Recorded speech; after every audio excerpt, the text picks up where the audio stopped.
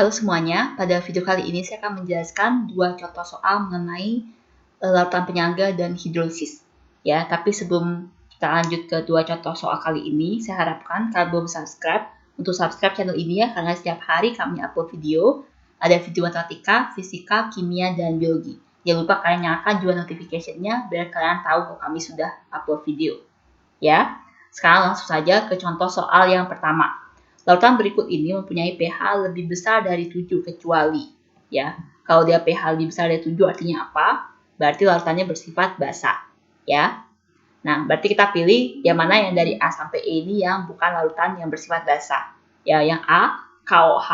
Ya, ini udah jelas nih basah kan? Karena kan kalium hidroksida. Kalau hidroksida pasti bersifat basah kan? Ya, berarti ini pH-nya lebih besar dari 7 ya. Berarti salah. Yang B, CH3COOK. Ya. Nah, kita nggak bisa tahu nih sekarang. Karena ini bukan asam, juga bukan basah. Ini garam. Ya. Nah, garam sendiri itu nggak semua garam bersifat netral. Ya, ada garam yang bersifat asam dan ada garam yang bersifat basah. Jadi, kalau saya tuliskan sini bagannya ya. Jadi, garam, yaitu ada yang bersifat asam, ada yang bersifat netral, dan ada yang bersifat basah, gitu ya. Nah, kalau misalkan dia garam bersifat asam, ya, berarti dia komponennya atau dia merupakan garam terbentuk dari pencampuran antara asam kuat dengan basa lemah, gitu. Karena garam itu kalau dia dicampur, itu yang menentukan sifatnya itu adalah yang kuat. Ya, jadi kalau asam kuat dengan basa lemah dicampur, itu garamnya pasti bersifat asam karena yang kuat itu adalah asamnya. Ya, kalau dia netral, itu dia asam kuat dengan basa kuat sama-sama kuat. Kalau dia sama-sama kuat, berarti garam yang dihasilkan dia pasti pH-nya sebesar 7 atau netral. Ya, misalnya seperti NaCl. Ya, kalau NaCl kan dari NaOH sama HCl. NaOH itu basa kuat, HCl asam kuat. Ya kan, kalau dia sama-sama kuat, berarti NaCl itu netral dia. Ya. Nah, kalau misalkan basah, garam basah, berarti dia kebalikan dari yang garam asam kan, yang kuatnya itu basahnya. Jadi basah kuat dengan asam lemah gitu. Kalau dia basah kuat dengan asam lemah dicampur, dia menghasilkan garam yang bersifat basah. Gitu ya. Bagaimana kalau dia asam lemah dengan basa lemah? Ya. Nah, ini tidak bisa kita memperkirakan apakah garam yang bersifat asam, netral, atau basah. Kalau asam lemah dengan basa lemah. Ya, jadi kalau dia asam lemah dengan basa lemah itu tergantung dari Ka dan Kb-nya. Ya, kalau Ka-nya lebih besar daripada Kb, berarti dia garamnya bersifat asam. Kalau Ka sama dengan Kb, berarti dia netral. Kalau dia Kb-nya lebih besar dari Ka, berarti garamnya bersifat basah. Jadi kalau asam lemah dengan basa lemah itu tergantung nilai Ka sama Kb-nya. Ya. Nah, kalau kayak gini sudah kita bisa menentukan ya, kalau CH3COOK kan dia CH3COO- sama K+ kan. Ya, CH3COO- ini berasal dari asam lemah kan? Kan CH3COOH, asam lemah. Ya, asam lemah. K+ dari KOH, asam basa kuat. Ya, karena dia basa kuat, dari basa kuat berarti dia pH-nya lebih besar dari 7. Ya, berarti ini yang B ini salah. Ya. Yang C sekarang NH4Cl. Ya, NH4Cl itu terkandung NH4 plus dengan Cl- kan. Ya, NH4 plus ini berasal dari NH4OH kan. Berasal dari basa lemah. Sedangkan Cl- berasal dari HCl. HCl asam kuat. Karena dia asamnya yang kuat, ya, berarti dia NH4Cl bersifat asam ya. Berarti yang C yang benar. Karena C ini tidak lebih dari 7 pH-nya. Karena dia bersifat asam. Ya, sekarang kita cek yang D sama E. Yang D MgOH 2 kali. Ini sudah jelas ya. Karena kan MgOH 2 kali basah. Ya, pasti dia lebih besar dari 7 ya. Yang D salah.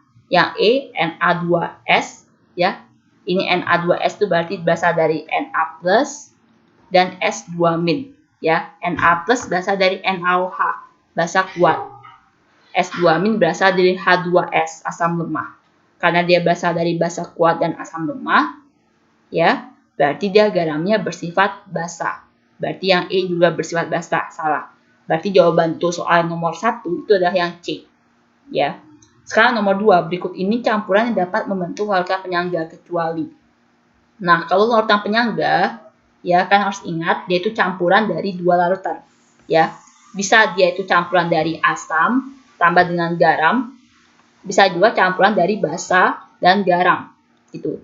Jadi tidak mungkin dia campuran asam dengan basa atau campuran 2 garam. Garam dan garam itu tidak mungkin.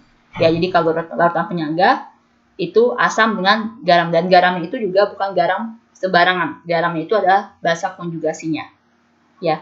Nah, kok basanya ini yang bawah ini basa dan garam, garamnya juga tidak sembarangan. Garamnya itu adalah asam konjugasinya. Ya. Kan kita cek yang mana campuran A dan G dan B dan G gitu ya. Yang A NH4Cl dan NH3. Ya, NH4Cl itu adalah garam dan NH3 itu adalah basa. Berarti kan dia termasuk ya, dia membentuk larutan penyangga. Ya. Dan yang NH4Cl ini juga asam konjugasi dari NH3 kan. Berarti yang A ini membentuk larutan penyangga, salah dia. Yang B CH3CONA dan CH3COH. CH3CONA ini garam. Terus CH3COH asam, ya. Dan cek sekarang CH3CONA ini merupakan basa konjugasi dari CH3COH. Berarti benar dia membentuk larutan penyangga. Jadi salah. Sekarang untuk yang C, NH2PO4 dan Na2HPO4. Ya, kalian bisa lihat di sini bahwa keduanya itu adalah garam, ya.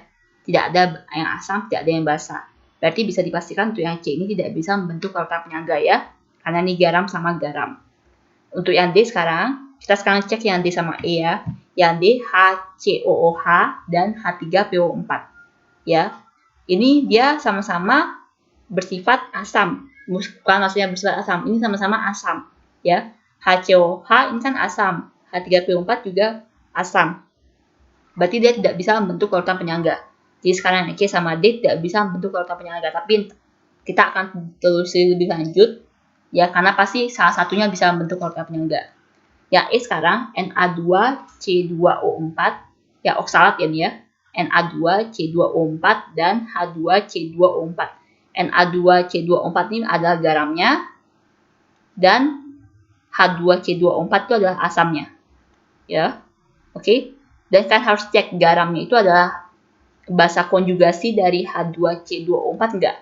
Kalau dia basa konjugasi berarti dia bisa membentuk larutan penyangga. Ya, karena dia sama-sama ada ionnya, ion C2O4. Ini juga ada ion C2O4. Ya, berarti dia termasuk bisa membentuk larutan penyangga. Ya, sehingga yang E ini salah. Nah, sekarang untuk yang C sama D. Nah, bagaimana cara kita menentukan apakah salah satunya bisa membentuk larutan penyangga? Ya, yang paling gampang sih ya, kalian bisa lihat apakah ada ion yang sama atau tidak. Ya, terutama untuk ion yang bagian anionnya. Ya. Nah, kalau misalkan nih HCOOH, ya, dia kan ionnya itu adalah HCOO- sama H+ gitu kan ya. Sedangkan untuk H3PO4 kan H+ sama PO4 3-.